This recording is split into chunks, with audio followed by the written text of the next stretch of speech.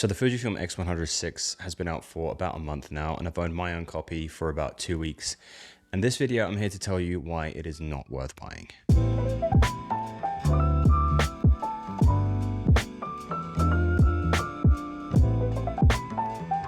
Okay, so let me just explain myself really quickly. Bottom line is, if you don't own a Fujifilm X100 series, then you really can't go wrong with getting the X100VI.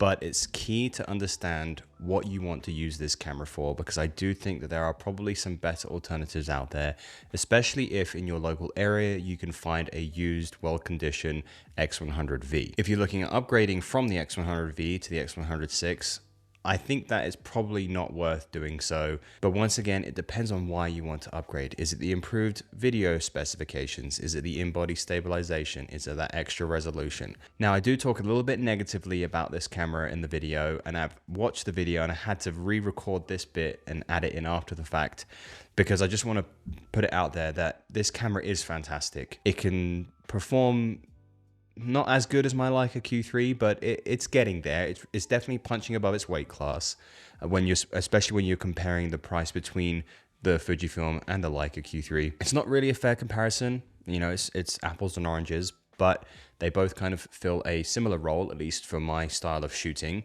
The Fujifilm kind of took the place of my Q3 for the everyday shooting when I was using it and testing it for this video. But I really want to emphasize that the camera is great, and if you've managed to secure a pre-order and you're still waiting for yours, don't go ahead and cancel it and change it for something else, or look at an X100V unless you find one at an incredibly good deal.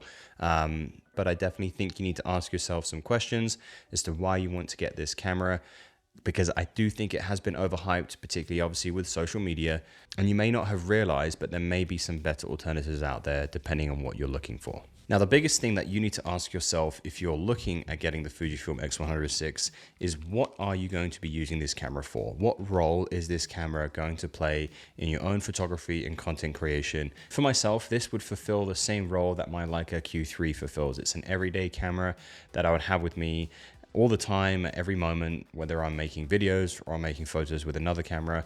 This would be in my pocket or around my shoulder wherever I go, because of its convenience, its form factor, and just how small and compact this camera really is. I had the opportunity to take it with me to Grand Teton National Park and also to Zion National Park, and I actually made a point of not using my Leica Q3 and using this in place of that camera to see if it could actually fulfill that role that the Q3 fills for me. Now, I'm not comparing this to the Leica Q3 because they are in completely different weight classes and price brackets, but it fulfills a similar sort of role, being a very compact point and shoot camera that has tailored to be taken everywhere. So I will be making some comparisons to the Q3, but just want to reaffirm that this is not a Leica versus Fujifilm video. Some of the things that I absolutely love about this camera is obviously its form factor. You can see how incredibly small this camera really is. And what I love the most about this camera is that it can just go in my pocket. I don't even need to have a strap on it around my shoulder. I'll just show you right now. So these are kind of small pockets on this jacket, but this kind of gives you an idea. It's literally in the pocket. Bam, ready to go. So you kind of get an idea of its form factor and portability, and the fact that it's pocketable, at least for my kind of shooting style, has been a really nice benefit to using this over the Leica Q3, because the Leica Q3 is not pocketable. That Summilux lens sticks out a lot, whereas the Fujifilm 23 f2, you know, it's very different. So I don't like talking too much about specifications of cameras, but this is pretty much an XD5, so if you're familiar with that, then you're going to know what this does. But for those who don't, it has a 40 megapixel sensor. It's a crop sensor with a 23mm f2 lens, effectively about 35mm f2.8. And the video specifications are quite impressive. It can do 4K 24 frames per second, 422 10-bit color, which is very important because 10-bit is kind of the standard for most kind of prosumer cameras these days. And it obviously has F-log as well. well, so you get that full latitude with being able to color grade your footage after filming. But one of the main reasons why I love the Leica series is because of its high resolution sensor, and I'm able to crop in and get kind of pseudo other prime lenses alongside that 28mm of the Leica Q series. And the same can be said for the new X100VI, because it's been improved from that 26 megapixel sensor from the X100V.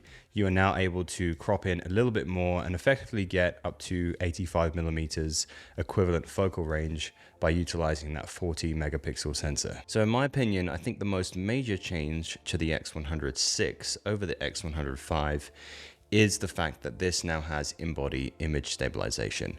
So not only is this good for video, but it's also fantastic for photos. Because if you're someone who does a lot of street photography, then this is probably a worthy upgrade over the X100V, because that image stabilization is incredibly important for everyday shooting. It allows you to shoot in a variety of different lighting conditions and just gives you a little bit more of that stability and sharpness with your photos when you're stopping down to slower shutter speeds. And the fact that Fujifilm were able to do that with keeping the body pretty much the same size, I think it's like 4mm deeper than the X100V, that's a pretty impressive job to get image stabilization in something this small. Another nice improvement that I found with this over the X100V is obviously that it has the improved processor, so everything is a lot quicker. The menu is quicker, just using the camera overall is a lot more responsive than the X100V. And I keep saying V and 5. I don't know why Fujifilm went with X100VI when the predecessors were T, S, and F, and then they went V, and now they've gone with VI. It's annoying, but Fujifilm like to be interesting with their camera labeling. Anyway, so it is a lot quicker, and the autofocus has improved as well. I mentioned that it shares the same sensor as the X-T5. Suffice to say, it is pretty much an X-T5 in a smaller body with a rangefinder and a fixed lens. So autofocus performance, the menu's performance is going to be pretty much the same as the X-T5. So if you have an X-T5, you're going to be very familiar with how this performs in terms of photos and video. And speaking of video, the video specifications on this camera are incredibly impressive. Fujifilm actually kind of pushed those video specs in some of their marketing campaigns. And the really nice thing is that it has the built-in ND, so you don't have to worry about trying to find a 49mm ND filter, which is always a pain in the ass. But with that being said, a huge oversight on Fujifilm's part is a lot of people, when they're filming video, they're obviously going to want to introduce audio to what they're capturing. So you may want to plug in an external microphone. Fujifilm didn't really think this through and included a 2.5mm microphone jack. I have never seen a 2.5mm microphone jack. And not only did they do that, they put the microphone jack on the grip side of where you will hold the camera. So it's going to make that whole user experience absolutely terrible. It really blows my mind on how this design was approved, especially when they pushed this camera of having some really impressive video capabilities. Because no one in their right mind is going to want to use a microphone on this camera when you have to compromise that grip and just make that whole experience unenjoyable. Now I'm going to be perfectly honest, I do have a little bit of personal bias with this camera because I never really could gel with the Fujifilm X100V, and it was a stepping stone for me into the Leica Q system. And then I was able to test out the Leica Q2 from a local camera store and absolutely fell in love, and it was pretty much everything that I wanted the X100V to be, just a little bit bigger. But personally, I lean more toward that 28mm focal range rather than 35 of the X100V or 6. Now you can get a converter for this that actually works surprisingly well, but it kind of defeats the point of having such a compact camera because it kind of comes out like this much. So it brings it pretty close to how much the lens on the Q2 sticks out when you put that converter on. That's just one of the few reasons why the X100VI isn't for me. But obviously the main purpose of this video is to help you, the viewer, figure out if the X100VI is made for your style of shooting and to be introduced into your kit. And I posed a question at the beginning, is this going to be an everyday camera or is it going to be a workhorse? And I think there are two better options to pursue over the X100VI. If you want an everyday camera for the same price range of the X100VI, then I think the X100V is the perfect solution. The used market is absolutely flooded with X100Vs right now because everyone wants to get the X100VI because it's the latest and greatest.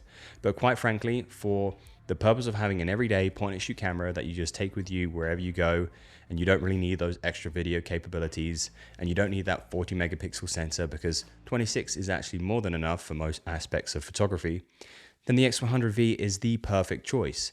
You can get it for cheaper, and you just get everything that the X100VI can do aside from having 40 megapixels and f-log video. Now, if you desperately want 40 megapixels and video capabilities, then to me, it sounds like you're kind of leaning more toward a workhorse camera.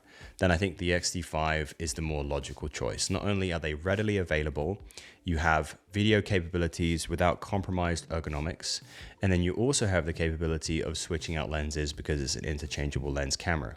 Now, obviously, there are compromises with the X-T5 over the X100VI. You don't get built-in ND filters with the X-T5, but quite frankly, if you're getting a camera for video, this really isn't it. Fujifilm definitely dropped the ball with the design of this camera if they wanted people to use it for video. Now, not everyone is going to use a microphone, but honestly, sound design can make or break a video. And I think having a microphone just kind of helps with that sound design because you're able to capture the sound in the moment, and then you don't have to worry about looking for sound effects after the fact and trying to fix it all in post. Now, don't get me wrong, it is an incredible camera and it does yield some incredible results, and I do thoroughly enjoy using it.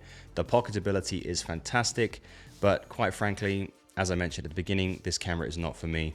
Now, I am considering getting a used X100V because, like I said, at least in my area, the used market is completely flooded with them. And I have enjoyed using this alongside the Q3 because the Q3 is my main workhorse photo camera. I don't actually own another photo camera currently. So having something else that's a little bit smaller that I can hand off to other people or my wife that's just really easy to use is a really nice benefit. And I do have a soft spot for this form factor. And I actually quite like using the rangefinder on this camera as well. If you have any questions about the X100VI that I haven't been able to cover in this video, feel free to drop a comment down below or reach out to me on Instagram at Johnny Roams. I hope this video has been helpful in your pursuit of whether the X100VI is right for you. Thanks for tuning in, and until next time, I'll see you later.